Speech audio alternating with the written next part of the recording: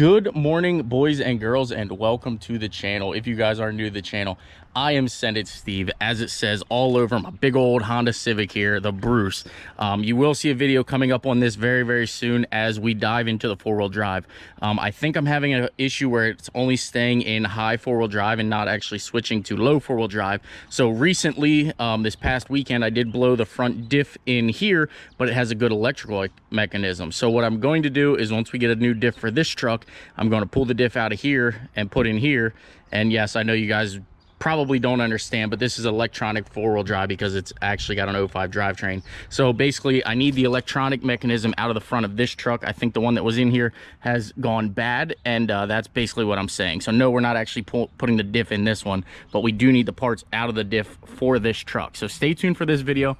That should be out maybe tomorrow or Wednesday, I'm not really sure, but today is going to be about the 98 Chevy Tahoe that I purchased here. So a bunch of people have, commented like, well, actually, let me backtrack a little bit. I did a poll on Instagram. So if you guys don't follow me on Instagram, this is your time to vote and participate in the channel. But I did a poll on there saying, hey, do you guys actually want to see this thing get built, make it, massive? I think, well, I already know what we're going to do, but I put a poll up there saying, do you guys want to see this absolutely massive, insane, just a crazy off-road build for this, but we won't actually off-road it. We'll actually keep this thing super nice.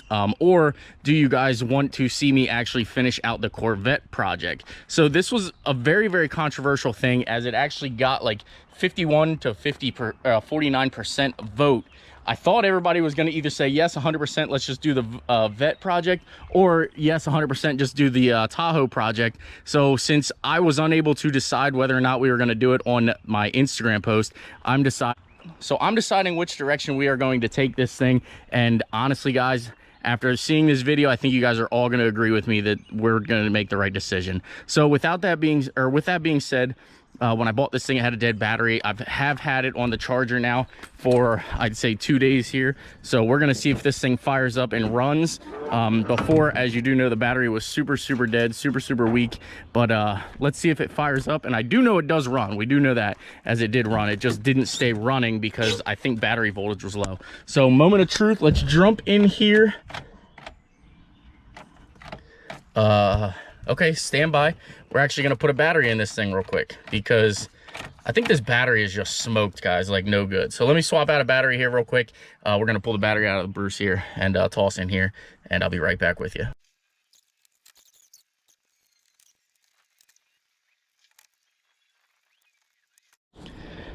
I'm sure you guys obviously can tell, but we are actually getting rid of this plow mount. This will not stay. That was actually part of the negotiation. They want this that was actually part of the negotiation. They want the plow mount back. So we're going to go ahead and actually disconnect. There is a power source right here for the winch. We'll be able to end up taking this completely off and then just going straight to the battery here. So don't mind the wiring that you'll see up here now, but let's see if this thing will actually fire up. Memento of truth. We actually have voltage this time. Oh yeah.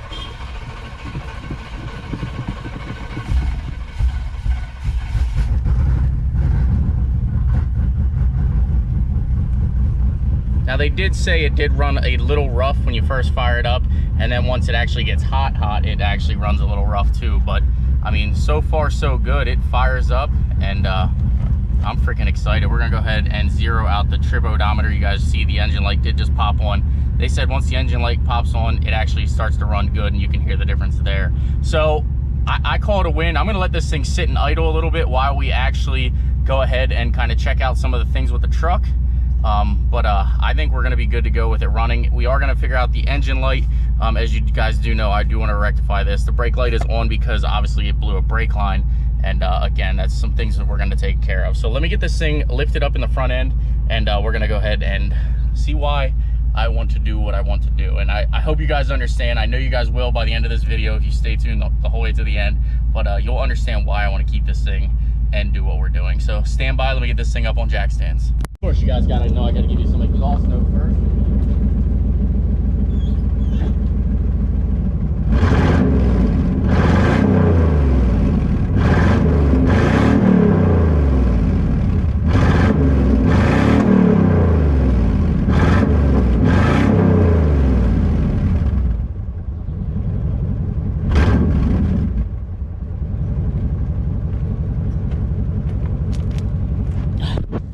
Gotta love old small block 350. All right, let's get this thing on jack stands.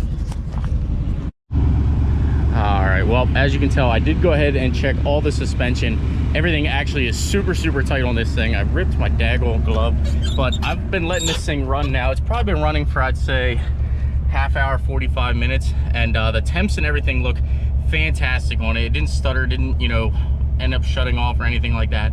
So I do want to drive this thing, but you guys do know the brake lines are out of it, so we gotta I'm gonna go get another 5 gallons of fuel to put in here, just so that I know that I have fuel, because I don't want to, once I get the brake line on, drive this thing and not have fuel. But now let's get into the reasons why I'm gonna build this thing and make this thing bad to the bone. So I'm gonna shut it off so I'm not breathing exhaust fumes the whole time I'm underneath the truck. I'm sure a bunch of you guys were wondering like why the exhaust is the way that it is, but you can tell it blew that gasket completely out of there, which actually just looks like old age. And also here, the exhaust hanger is actually broken off. This thing was actually a true dual exhaust coming out the back, so we are gonna probably have to get a new exhaust system for this, which isn't a big deal. And this one we will actually be able to hear. We will get something very, very throaty to throw under this thing, because you gotta hear this thing. It's gonna be so big that you're gonna have to want to hear it. So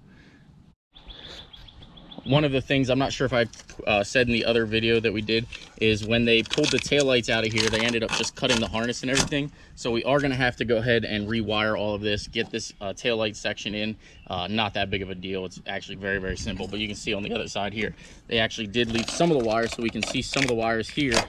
So we'll get taillights in this thing, and that'll just be quick and easy fixes. But as far as like the interior and everything, we'll go ahead and start going through the interior. Don't mind that that bolt sound. That was actually I popped the bolts out that they left there, so that was actually this side bolt falling, as you can tell. But yeah, so the interior of this thing is actually, it might not look the cleanest right now because it actually probably has never been cleaned in the whole time that they owned it or anything, but it's actually in really, really good shape. We'll move on upside, like you can tell, like the door cards, everything is actually going to clean up like super, super well. Headliner is not destroyed. I mean, this thing is actually clean. So the fact that we got it for $300 too, sort of, you know, kind of helps my decision to go ahead and rebuild something like this, because after all, who wouldn't love a rebuild on a $300 freaking Tahoe? You can tell door card here. The rear seat does have a little bit of cleaning that it needs done. You can tell nobody has sat in this thing. I went ahead and, like, you can touch it and it cleans right up. It's not anything crazy, but I mean, it's just dusty, dirty, and we got to get that clean. So we're definitely gonna have to do that.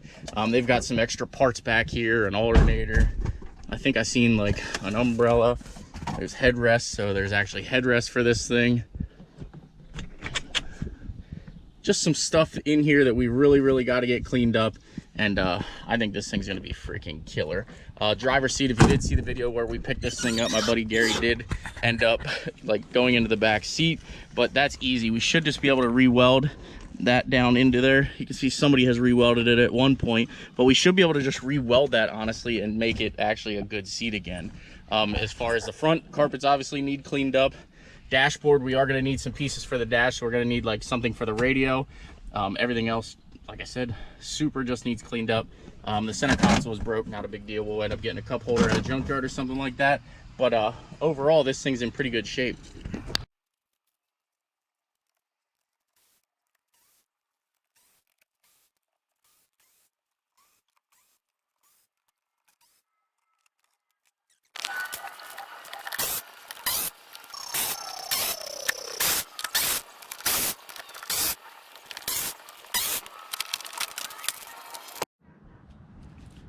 Now we got to get that ugly molding off and the ugly fender flares.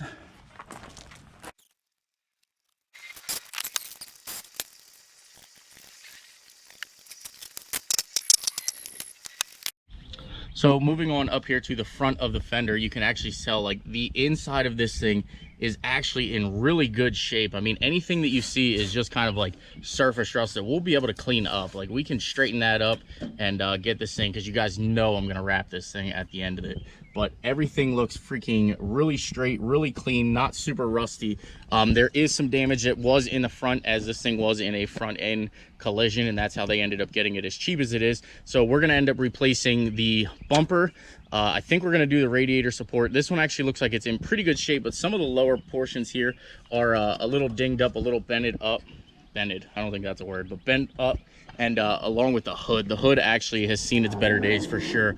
As you can tell, it's actually in really bad shape. It got a little kiss on the nose, but these things are in the junkyards. These things are a dime a dozen, so we should be able to get everything actually pretty quick. So before we end this video, I'm going to go ahead and take all the stuff off of this side, and I'll pick back up in a couple minutes to show you a couple more things. We have got our running boards off, we've got our fender flares, we've got our chrome pieces, we've got the door side trim pieces. Imagine how clean this thing is going to look.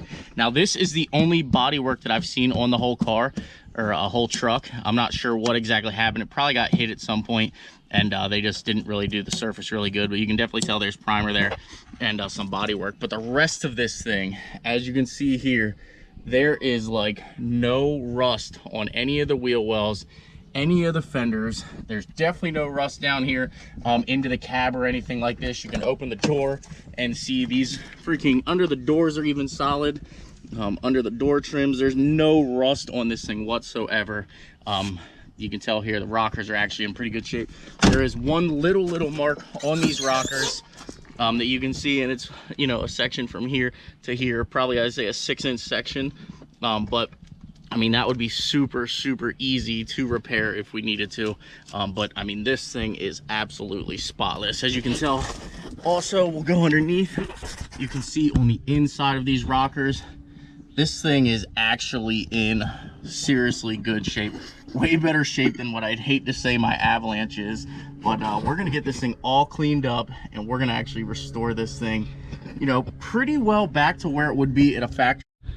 So the rust and everything that you guys see, I know the frame in that probably looks like it's in really bad shape, but it's actually not. It's just surface rust. So we're gonna go ahead and get all of this painted up once we go to do the lift and everything, and this thing is gonna look freaking killer. Like I said, this is all just surface rust here. It is nothing crazy.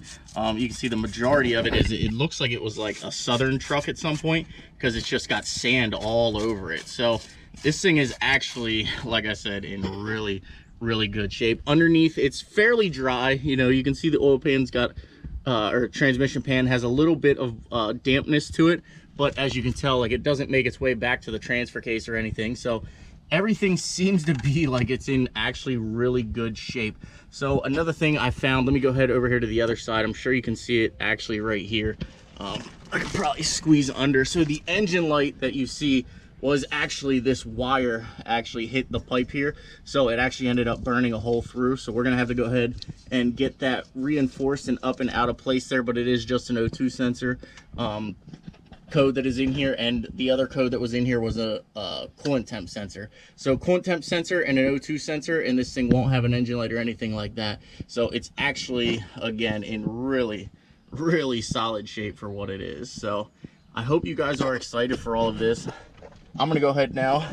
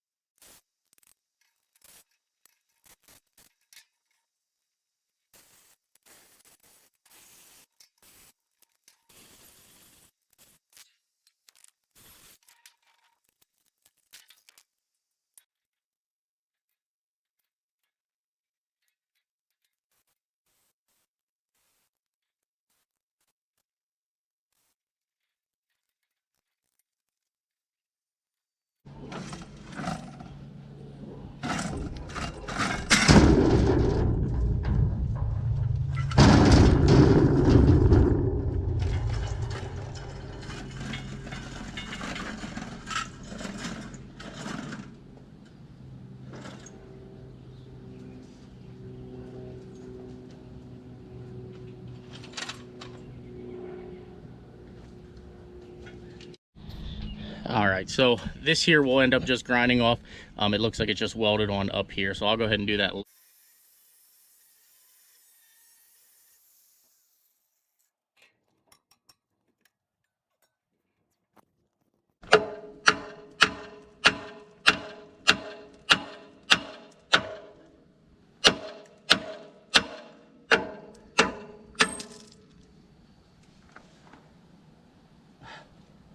As well, it definitely didn't penetrate very well.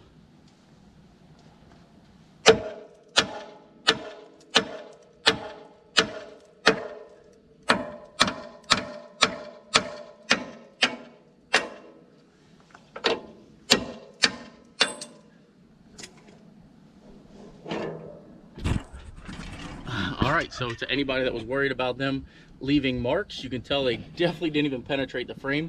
They were just sort of schmutzed up there. Alrighty, well, there you can see it. We've got this thing stripped down to where we're ready to then begin our build. So we've, like I said, we're got a hold of Rough Country. We're working with them with a lift kit, and it's going to honestly be the biggest lift kit that you have ever seen me install on anything. I mean, this thing's going to be absolutely killer. It's going to be huge. It's going to be amazing. And my goal is to be able to run the same size tires as the Bruce here. So there you guys have it. If you guys like the content, please smash that like button. Please subscribe. And I will see you guys in an upcoming video. Sorry, I'm squinting. The sun is absolutely killer right there at that angle.